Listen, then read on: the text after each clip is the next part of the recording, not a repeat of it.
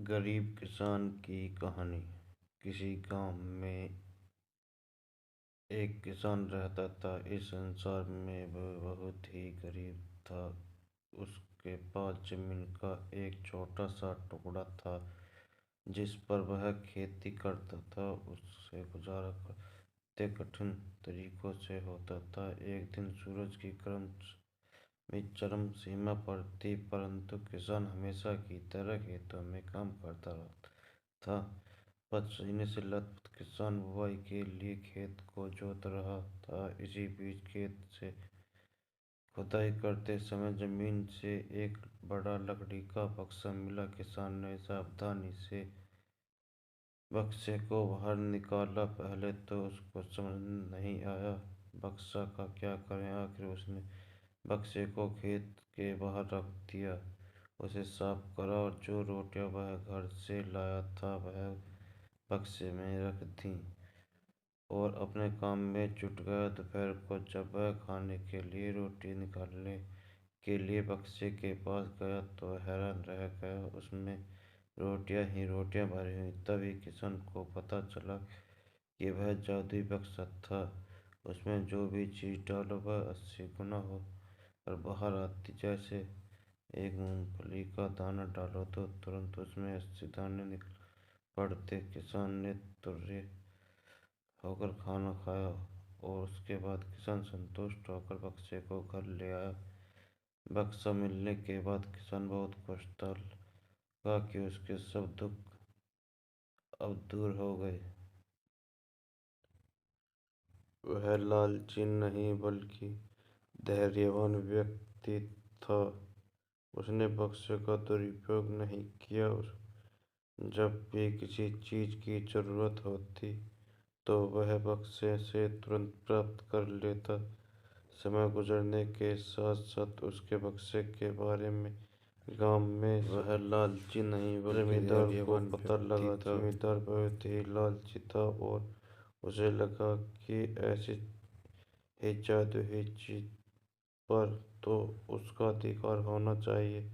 उसका आदेश पर जमींदार के लठैत किसानों को पकड़ कर ले आए। उसने किसान को धमका कर कहा, बक्सा जिस भूमि से मिला है वह मेरी जिम्मेदारी में आती है, इसलिए बात उस बक्से पर किसी का अधिकार बनता है। किसान बोला, यह ठीक है हुजूर की यह भूमि आपकी जिम्मेदारी पर आती है, पर बक्सा जिस खेत से निकला है उस पर मैं खेती करता हूँ। अंत इस बक्से पर मेरा अधिकार बनता है।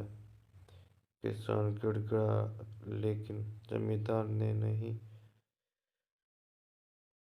वो धमकाया। बक्सा पाकर जमींदार बहुत खुश हुआ मगर किसान का रो रो बुरा हाल हो गया। जमींदार जमींदार की अब चांदी हो गई। वह जो चाहता बक्से में डाल लेता और कई गुना पाकर खुश हो जाता। कुछ लोगों ने जादुई बक्से की खबर मंत्री जी के पास पहुंचा दी। पहले तो उसे विश्वास नहीं हुआ। फिर उसने अपने विश्वस्त सेवक को उस बक्से की सच्चाई परखने के लिए भेजा। वहाँ जो उसने बक्से का जादू देखा तो वह मंत्री के पास जाकर सारी सच्चाई बता दी। मंत्री ने जमींदार को बुलाया, फिर उसे डराते हुए कहा, हमें पता चला है कि तुम्हारे पास एक जादुई बक्सा है। उसे तुरंत हमारे हवाले कर दो। इस जादुई बक्से को हाथ से निकलते हुए देखकर जमींदार की हालत खराब होने लगी। उसने मंत्री जी से बहुत ही विनती की पर मंत्री नहीं माना। बक्सा पाकर मंत्री मतलब हो गया। विरोध होके यह अच्छा मौका मिल गया। उन्होंने बक्से के साथ साथ मंत्री के निकम्मेपन की खबर भी राजा तक पहुंचा दी। बक्से की बात सुनकर राजा अधैर्य हो उठा।